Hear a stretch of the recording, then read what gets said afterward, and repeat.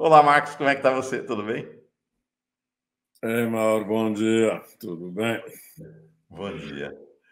Lula ficou muito preocupado e apavorado com o chamado mercado ontem, né? Deu para ver, né? Assim, o que é sempre engraçado você ver como é que pode haver dois pesos e duas medidas, né?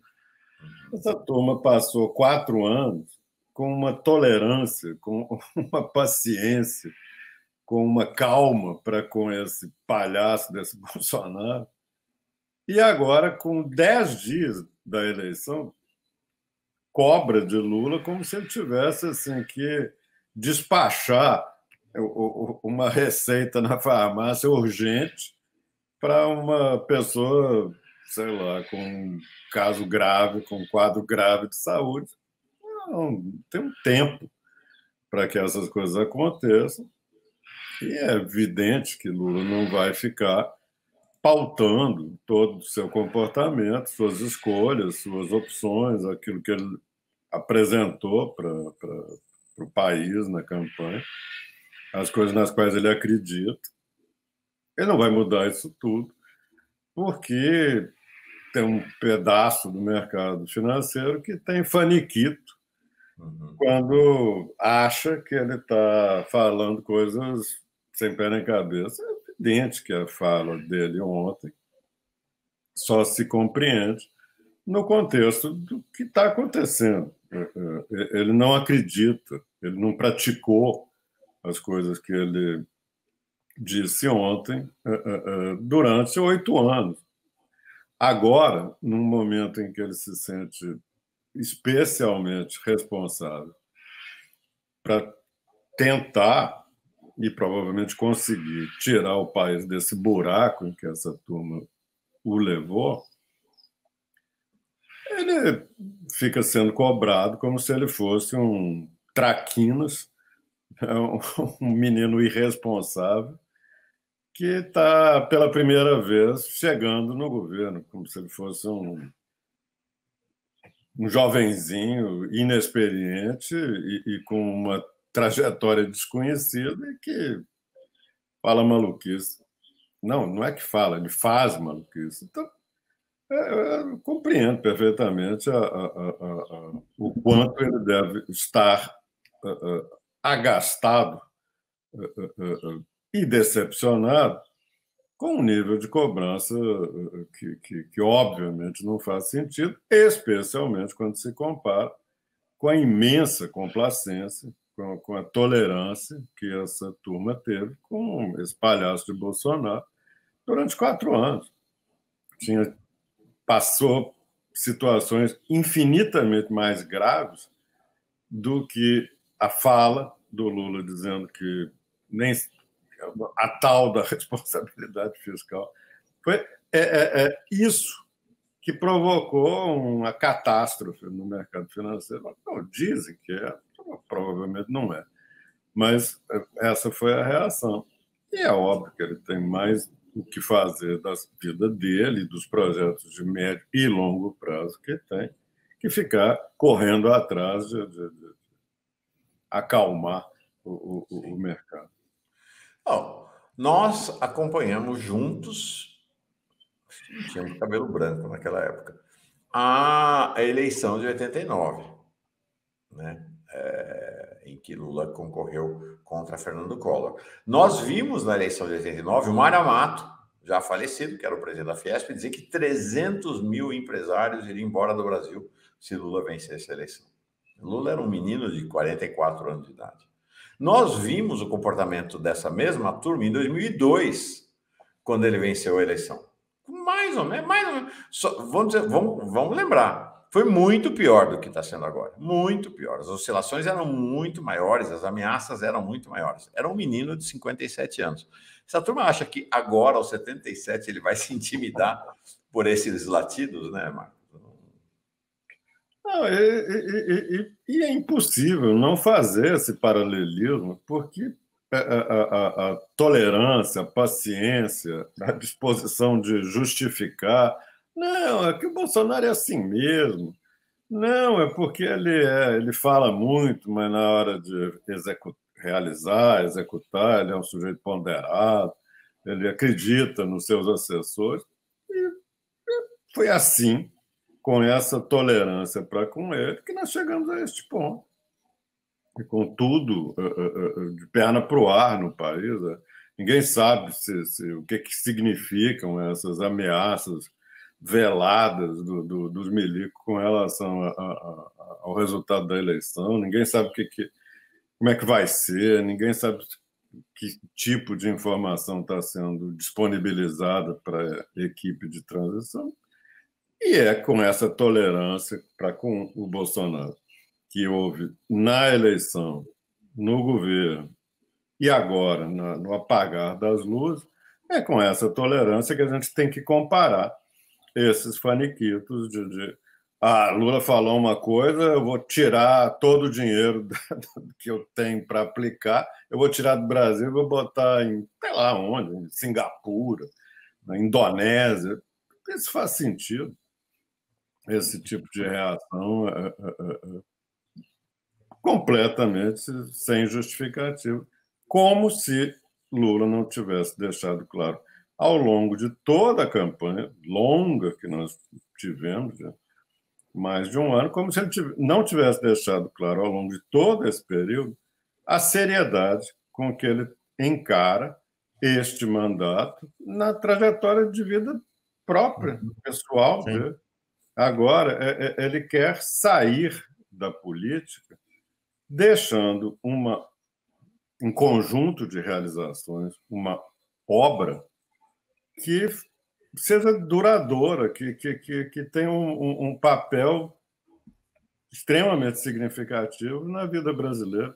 Então, uma pessoa que chega a esse ponto da vida, que resolve disputar a eleição com essa intenção, francamente, eu acho que ele tem até todo o direito de ficar muito chateado quando desembarca em Brasília e fica todo... quem que vai ser o seu ministro de não sei o quê? Como é que vai ser o negócio de teto de gás? Como se ele realmente tivesse que se amoldar dentro de um conjunto de regras ad hoc, inventadas no período caótico pós-impeachment, para ver se resolvia a coisa de Temer. E não resolveu.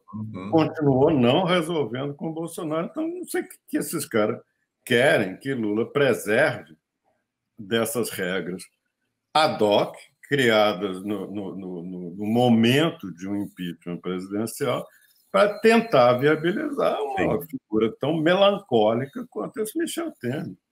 Então, é isso que eles querem que seja assim, a camisa de força para o projeto de longo prazo que Lula visualiza para o Brasil?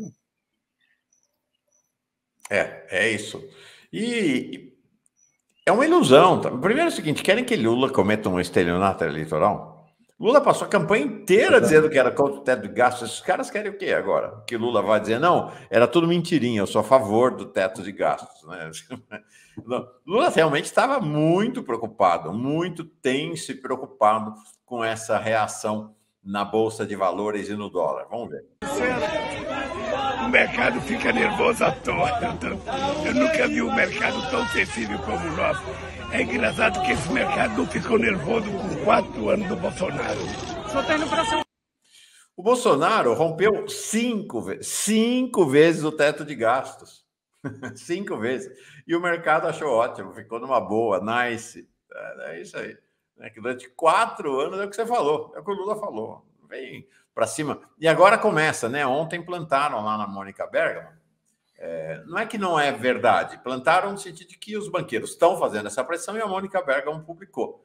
Banqueiros mandam um recado a Lula contra Haddad na economia, né? Como se o Lula fosse se intimidar e fosse, não vou no meu Haddad porque os banqueiros não gostam dele, né, Marcos? Você conhece o Lula melhor que eu, inclusive. Você tem uma longuíssima relação, até por conta das pesquisas, com o Lula. Esses caras não têm ideia de quem é o Lula, né? Não, ele não tem ideia do sentimento que ele tem e não é um sentimento de conspiracionista maluco, igual esses caras da direita, ele tem um sentimento muito fundamentado de quais são as necessidades que o país tem neste momento. E, entre elas, certamente, respeitar, entre aspas, o teto de gasto criado pelo Temer e a turma do Temer não é uma das prioridades dele. As prioridades dele são governar com responsabilidade fiscal, como ele fez durante 8 anos, como a Dilma fez durante boa parte do seu primeiro mandato, e o segundo não dá nem para falar. Então, a responsabilidade fiscal é uma marca dos governos do PT, ao contrário dessa palhaçada que o Bolsonaro inventou neste último ano, e todo mundo ficou muito assim, paciente com o senhor Bolsonaro, enquanto ele torrava bilhões, centenas de bilhões de reais, num projeto estritamente de vantagem própria, eleitoral. Me dá aí, manda rodar a maquininha de fazer dinheiro para que eu consiga me reeleger. E essa mesma turma que ontem derrubou o dólar, derrubou a Bolsa e ameaçou de vários tipos, de várias maneiras, o governo, essa mesma turma diz, não, é assim mesmo, o que a gente pode fazer? A vida é assim, toca o bonde, Bolsonaro. Então, ele, no início deste ano, ele gastou 30 bilhões, depois 40, depois 70. As contas, ninguém sabe exatamente quanto que foi, mas eu já vi o número de 400 bilhões. É muito mais do que tudo que o Lula está se comprometendo a fazer para dar condições de vida e de possibilidades de progresso para dezenas de milhões de pessoas. Mas isso não presta. Bom, pode, se for para tentar se eleger. Esse é o recado que os caras estão dando. Pode, se for para eleger o Bolsonaro. Não pode, se for para fazer as coisas com as quais o Lula se comprometeu e que vai fazer. É interessante, realmente interessante isso, né? E o Lula chamou a atenção durante 4. Teve o golpe de 64 e o mercado aplaudiu. Teve o golpe de 2016 e o mercado aplaudiu. Teve a eleição do Bolsonaro e o mercado aplaudiu. Agora que o Lula vem dizer que os pobres vão entrar no orçamento, os caras reagem. Não, com 10 dias, né, mano? Pois é. Não é no quarto ano, no apagar das luzes, e saca, manda um vale para o Tesouro Nacional disponibilizar 400 bilhões para ele, que ele quer se eleger. Pois é. Marcos, deixa eu te fazer uma pergunta. Queria que você explicasse para nós como é que funciona num governo, como é que funciona essa questão das pesquisas. Porque até onde eu sei, todo governo faz pesquisa e faz muita pesquisa. Então, imagino que num governo que não é um governo negacionista, esse instrumento seja muito usado. Então, para que serve pesquisa? Estou falando pesquisa de opinião, né? Não estou falando de pesquisa de preço, né? Pesquisa de opinião. Para que servem as pesquisas no governo? Que tipo de pesquisa é usado e como elas são usadas no governo? Fazendo uma analogia simples, podemos ver o governo como se fosse uma gigantesca empresa pública com um determinado tipo de finalidade, que é óbvio que não se confunde com uma empresa privada, mas é uma imensa empresa. E como todas as empresas de porte médio para cima, é muito importante para isso que a gente chama de governo, ter um retorno, ter uma resposta, saber o que as pessoas pensam e desejam e avaliam se acham que determinada política está funcionando, em que, como, aonde que funciona mais e aonde que funciona menos. Então, tem um imenso campo de pesquisa de opinião no mundo inteiro, de avaliação do desempenho e de, sei lá, expectativas bem ou mal atendidos com relação a todas as funções do governo. E tem coisa que é extremamente necessária. O Ministério da Saúde tem há muitos anos um sistema de acompanhamento de determinados indicadores de opinião a respeito da situação de saúde e que envolve comportamentos das pessoas. Fumar, beber, fazer ou não fazer atividade física, esse conjunto de comportamentos da população é a única maneira de saber aonde que é, o que prevalece, em que faixa etária, que tipo de pessoa, que tipo de cidadão pratica ou não pratica determinadas coisas com impactos na saúde. Saber isso é muito importante para a formulação de políticas de saúde e de intervenção aonde for mais necessário. Sei lá, piorou o consumo de álcool nas grandes cidades em determinadas faixas ou não? Isso é importante porque o impacto amanhã, depois da manhã, pode ser muito grave em determinado tipo de serviço de saúde e o governo precisa estar preparado para isso. Então, vai desde a avaliação, opinião, está certo, está errado, eu estou satisfeito, estou insatisfeito, até comportamentos que não são estritamente, sei lá, relativos à vida pública, mas que têm um impacto na formulação e no desempenho das políticas, de vários tipos de política.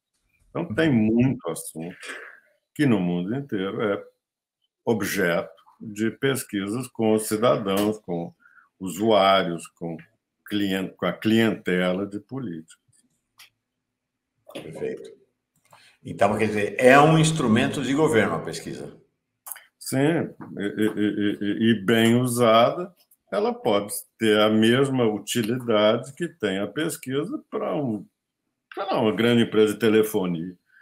Essa grande empresa de telefonia pode ajustar seus funcionamentos, corrigir isso, melhorar aquilo, sabendo qual que é a reação dos seus consumidores, dos seus usuários. E vamos combinar uma coisa, né? Em que pese toda essa conversa do Bolsonaro, um dos maiores gastos da campanha Bolsonaro foi com pesquisa e o governo Bolsonaro foi um consumidor de pesquisa também, ao longo do governo, né? E como conhecemos perfeitamente bem a qualidade moral e a qualidade e a falta de compromisso com o governo, com as ações de governo, é muito provável que esses milhões de reais que foram gastos e agora, neste ano, grandes licitações de grandes contratos de pesquisa feitos pelo governo federal, muito provavelmente se destinaram a abastecer a campanha do Bolsonaro, ou seja, misturando gastos públicos para uma finalidade privada, porque, afinal de contas, a candidatura é dele, não é do país, não é do Estado, não é dos cidadãos. Agora, tem uma outra questão em relação à pesquisa, Marcos. Aqui no Brasil, talvez seja até um pouco mais tranquilo. Mas nos Estados Unidos, por exemplo, essa questão das pesquisas e do processo eleitoral é uma obsessão. Vamos lembrar que mandato na Câmara dos Representantes e das Representantes, que é equivalente à Câmara dos Deputados, aqui é um pouco diferente, mas é equivalente, é só de 2 anos. Então, o sujeito se elegeu e já está em campanha no dia seguinte, né? Aqui, pelo menos, são 4 anos, no caso do Senado, 8 anos. O mandato lá no Senado também é mais extenso. Então, no dia seguinte, começa a campanha. Mas aqui, apesar desse prazo maior, não é tão diferente assim, né? Quem se elegeu agora, deputados, senadores, já está articulando, se não está fazendo isso até o Natal, até a virada do ano, a partir de 2023, já começa a articular a sua campanha de reeleição. E quem foi derrotado vai articular sua campanha para ir para o Congresso Nacional. Então, me parece assim que a agenda do Brasil, muito rapidamente, do ponto de vista eleitoral, a página da eleição presidencial é virada, a partir da posse de Lula, e começa a girar na lógica das eleições municipais, né? Que é daqui a 2 anos. Né? Porque a gente, apesar dos mandatos não serem de 2 anos, tem eleição de 2 em 2 anos. Então, acabou uma eleição, no caso, essa eleição de caráter nacional, começa a girar a campanha municipal. Sim, e muito provavelmente começará a haver pesquisa preliminar. Claro que não é pesquisa de intenção de voto a essa altura. Imagino que ninguém pretende gastar dinheiro em pesquisa de intenção de voto, faltando 2 anos, francamente. Não é um cenário tão improvável para você oferecer a um entrevistado, a uma entrevistada. É uma coisa tão improvável que muito pouca gente tem dinheiro para rigor, para torrar em uma informação que não tem utilidade nenhuma nesse momento. Agora, claro que é importante saber como que é a opinião pública no município, na cidade, pensando que daqui a 2 anos haverá uma eleição de prefeito. Como que se está indo para a eleição? Isso provavelmente será feito a partir de algum momento aí no futuro. Tende a se intensificar no ano eleitoral. Muito pouca coisa é feita em termos de eleição no ano ímpar, né? Porque as eleições brasileiras são sempre nos anos pares. Então, a eleição brasileira é eleição em Copa do Mundo e Olimpíada, né? É só ir ver. A eleição brasileira se regula pelo calendário das Olimpíadas e da Olimpíada de Verão, né? E da Copa do Mundo. Porque a eleição presidencial coincide sempre com uma Copa do Mundo. Este ano, com essa mudança aí de calendário em função enfim, do torneio ser disputado num país com um verão escaldante. Então, em função disso, é que não mudou a regra, porque sempre nós tivemos eleições em anos de Copa do Mundo, sendo a Copa disputada na metade do ano e a eleição 2, 3 meses depois. Sim. Queria que você comparasse para nós o que tem de semelhança e diferença entre os processos no Brasil e nos Estados Unidos. Nos Estados Unidos, você tem como a eleição para a Câmara das Deputadas e Deputados acontece a cada 2 anos, e numa dessas eleições você tem a renovação de quase 1/3 do Senado lá, depois, como no Brasil, né? Depois os outros 2/3 vão ser renovados na eleição presidencial. Aqui no Brasil é o contrário, né? Renova 2/3, não na eleição presidencial, não, vai renovar também na próxima eleição presidencial. Então, o que acontece? Nos Estados Unidos tem, inclusive, um termo que é chamado midterms, né? É a eleição do meio do caminho. Então, todo governo encara essa eleição da metade do mandato do Biden, como a eleição na qual se avalia se o governo vai continuar para valer ou não. Né? Então, vou daqui a pouco conversar com 2 professores de Relações Internacionais, Hugo Fuser e o Giorgio Romano, da Universidade Federal do ABC, sobre o cenário dos Estados Unidos em relação a essa midterms, mas, de qualquer maneira, isso determina, né, o que é a segunda metade de um governo. Aqui no Brasil, você não tem essa midterms, mas você tem a eleição municipal no meio do caminho. Em que medida as eleições municipais aqui também causam um impacto sobre o exercício do governo da presidência da República? Posso responder com uma pergunta. O que aconteceu na eleição imediatamente anterior a esta, ou seja, a eleição de 2020? A eleição municipal de 2020. A eleição municipal de 2020. Teve alguma consequência relevante nesta eleição de 2022? Se você conseguir identificar algo que a eleição de 2022 confirmou da eleição de 20, ou que sugeriu que viria pela frente, me mostra, porque eu não vi. Tá. Eu vi 2 processos regidos por valores, expectativas, sentimentos, movimentos objetivos do eleitorado completamente diferentes. Nós saímos da eleição de 2020 com a imagem de que o Brasil tinha virado mais para uma espécie de elite conservadora tradicional. Universalmente, tanto quanto eu sou capaz de me lembrar, a imprensa tratou a eleição de 2020 como a confirmação de que a União Brasil, o antigo PFL, havia sido o grande vitorioso. Quem procurar a imprensa da época, as matérias que saíram, nós vamos ver o ACM Neto apresentado como o grande vencedor. Assim, uma espécie de símbolo do resultado daquela eleição. Algo parecido com isso aconteceu agora em 2022? Nada. Não, é verdade que Lula não estava fora do jogo na época da eleição de 2020. É verdade que estávamos ainda em plena pandemia, mas vamos concordar que nada do que aconteceu naquela eleição foi assim, antecipou o que iria acontecer na eleição seguinte, que foi essa que acabou de acontecer. Então, quem foram os vitoriosos naquela eleição? Calil, em Minas, reeleito prefeito de Belo Horizonte. O que aconteceu agora?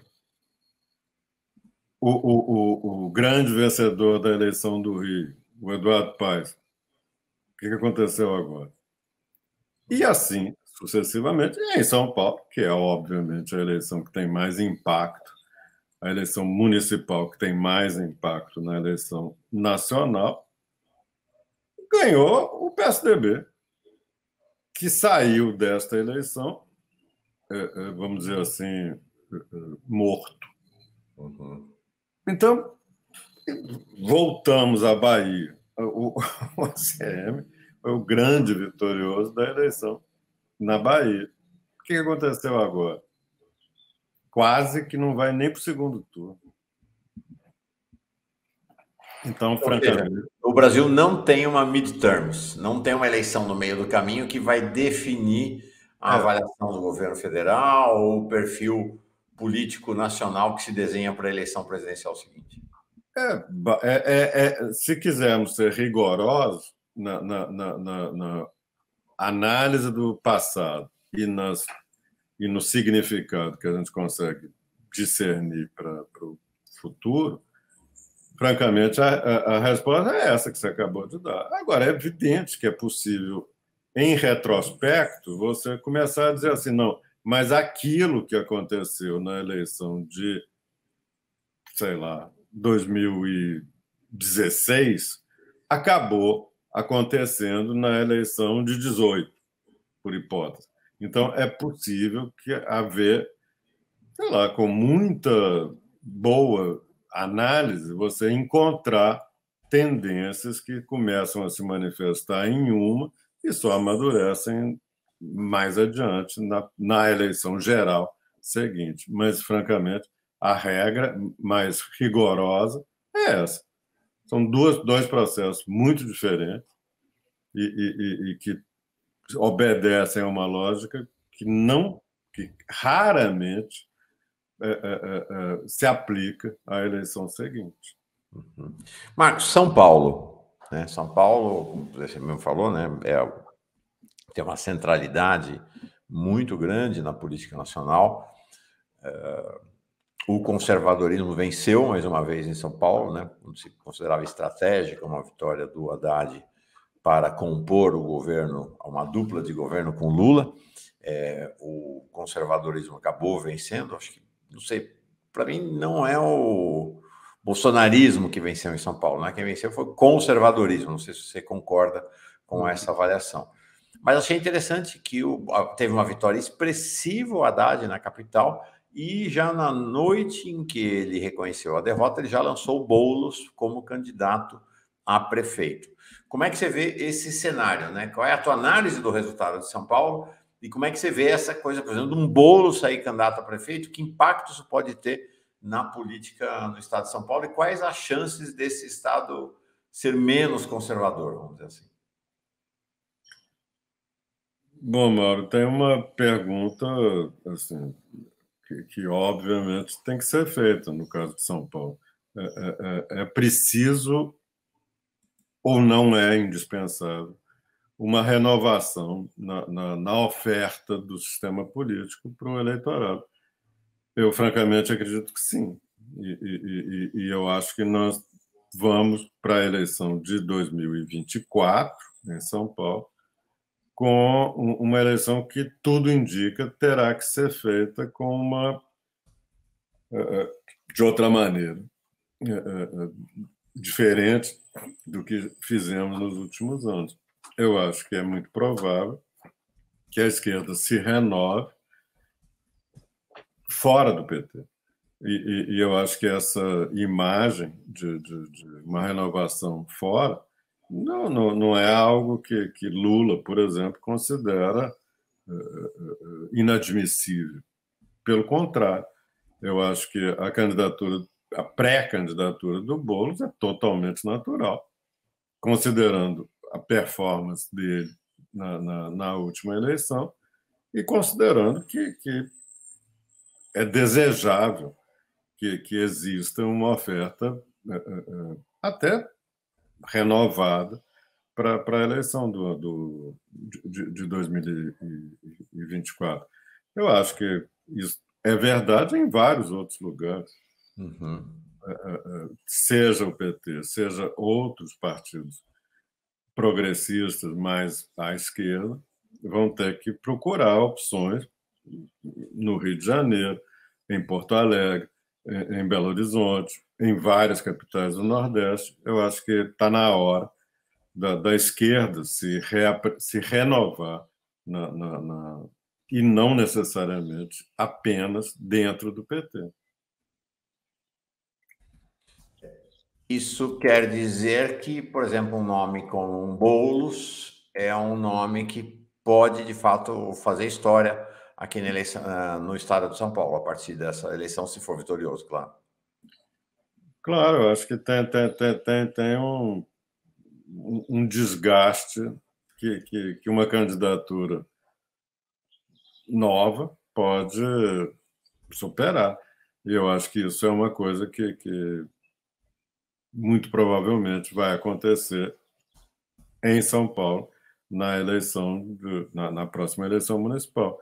Eu acho que tudo indica que o Boulos pode ser um candidato de união do PT com outras forças à esquerda para ter uma opção que até no passado já houve. O PT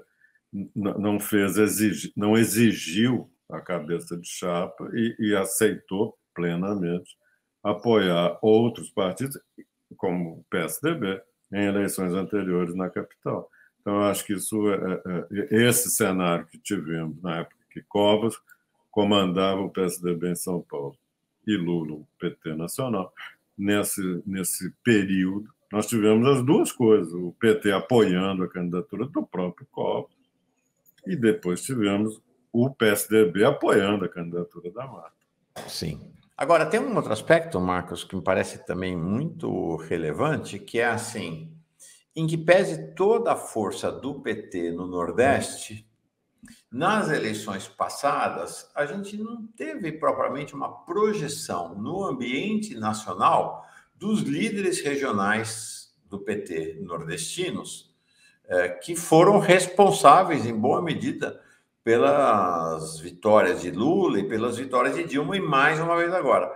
Me parece que dessa vez será diferente, né? A gente tem aí uma pleiade, para usar uma palavra dos antigos, de ex-governadores do Nordeste que se lançam, né? O Flávio Dino no Senado, o Camilo Santana, tem a eleição do Jerônimo na Bahia, né? E tem o próprio ex-governador, os ex-governadores baianos, os dois, se projetando, parece que a gente tem não sei, estou com uma sensação de que assim, o Nordeste vai sair do Nordeste e vai ocupar um espaço que não teve na política nacional. Como é que você vê esse movimento?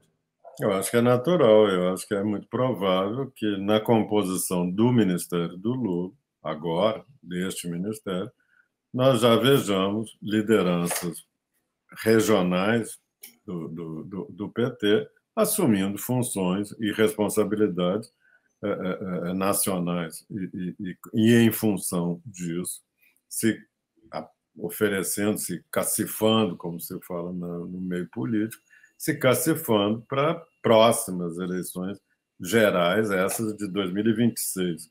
Quer dizer, nesse intervalo de agora até a próxima eleição presidencial, que Lula já avisou que não pretende disputar, e acredito que ele manterá esse compromisso, claro, em condições razoáveis.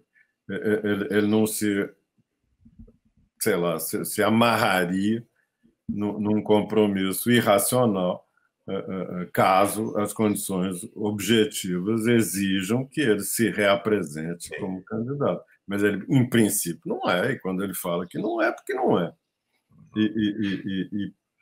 E nesse período, tem muita gente boa que pode se consolidar como opções de expressão nacional dentro do PT. Alguns desses que você mencionou, entre outros. Tem muita gente plenamente qualificada em outros estados e não necessariamente só ex-governadores.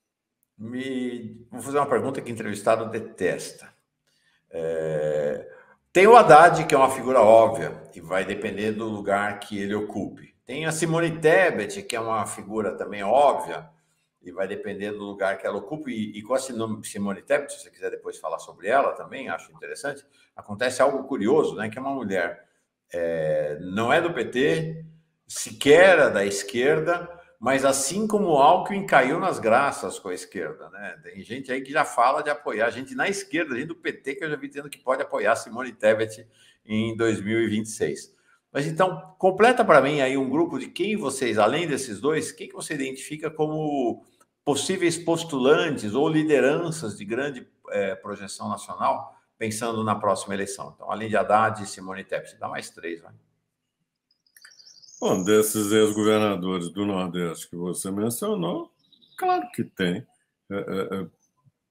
gente com plenas condições de disputar e, eventualmente, ganhar uma eleição presidencial com o apoio. Nós estamos, claro, que apostando e raciocinando com o sucesso do governo Lula, deste governo Lula, que começa com vencida essas turbulências aí de início, e tem tudo para dar certo. Porque ele vai... os personagens do mercado financeiro e do empresariado brasileiro, talvez ainda nos primeiros meses do ano que vem, vão se convencer que realmente a coisa é séria, que vai dar certo, e vão começar a botar dinheiro, e vem gente de fora, e tem uma série de avenidas à disposição de uma economia como a brasileira. A nova economia mais limpa, mais verde, mais sintonizada com a solução desses problemas gravíssimos que o mundo está enfrentando. Então, tem uma grande chance, mas muito grande chance, do Brasil dar certo. E dando certo no governo Lula, é óbvio que vai haver uma tendência de que saia do governo Lula uma ou mais de uma candidatura muito forte para disputar a sucessão de Lula em 26. Perfeito. Tudo dentro do horizonte do que a gente consegue enxergar a uma distância tão longa. Então, e vice-versa, o que permitiu ao Bolsonaro chegar aos 49% do voto não vai se repetir. Ele não tem mais dinheiro para dar para esses pastor picareta, ele não tem mais dinheiro para dar para zilhões de prefeitos e essa arrumação aí de voto no interior, como foi nesse período. Então, tem muita coisa que o Bolsonaro fez que, fora do governo, é impossível. Perfeito.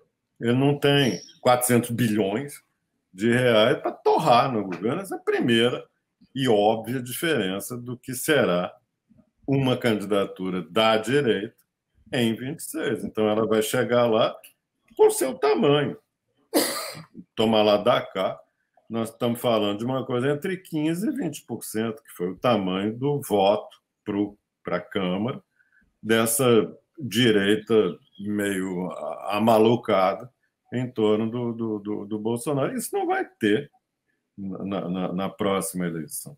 Então, o bolsonarismo, perdão, só vai ter isso, não vai ter mais esse conjunto de fatores que contribuem para explicar a performance eleitoral do Bolsonaro, isso tudo que aconteceu este ano.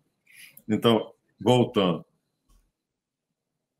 é muito provável que a sucessão de Lula tenha 2, 3, 4 candidatos no campo progressista em condições de se apresentar e talvez até, se não mudar muito a regra do jogo partidário, é possível que tenhamos, vindas do governo, algumas candidaturas viáveis, em condições de poder disputar e, eventualmente, ganhar. Então, uma delas será do PT, isso não tem dúvida. Mas não necessariamente é a única candidatura que se apresentará em 2026 como continuidade e avanço em relação ao que foi o governo Lula, este governo Lula, o terceiro. De onde virá pode ser até mais à esquerda que o PT. Não é impossível imaginar que o PSOL, que é uma opção de esquerda fora do PT, chegue em 26 com uma possibilidade que o senhor Boulos pode ser essa, especialmente se tiver vencido a eleição de prefeito de São Paulo. Mas, enfim, nós já estamos com muita... Sim, aí vai para o terreno da especulação, mas é isso, né? Tem um nome que já aparentemente é consenso no Ministério Lula, fala-se até que ela pode ser anunciada lá no Egito, ela está lá na COP27, que é a Sônia Guajajara, para o Ministério dos Povos Originários.